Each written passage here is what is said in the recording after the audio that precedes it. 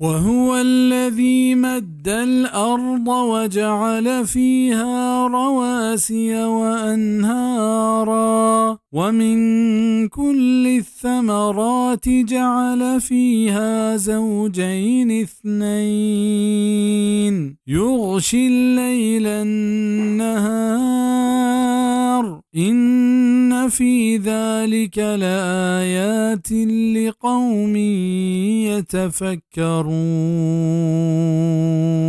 آهم ذاتند کے پراہ کت او چیر گپت زمین او جوڑ کت ای تہا کوہ جو او چہر پہ میں سمرایا ما ای تہا جوڑ کت جفت دو مان پوشت روچا ما شپا بے شک کے اشی تہا عبرت چیز ہست ہما مردمان واسطہ کیا غور و فکر کنند. اشی دو معنی بیت کنند یا کہ مراد ہمشند کے چہر سمرایا نرو مادگی جوڑ کتگ ہنچو کے مرچی تحقیق اشی تائید کتگ یا مراد ہمشند کے شرکنے و ترپشیں و سیاہ و اسپیت و گرم و سرد ہر پہ میں پیدا گے کتگ.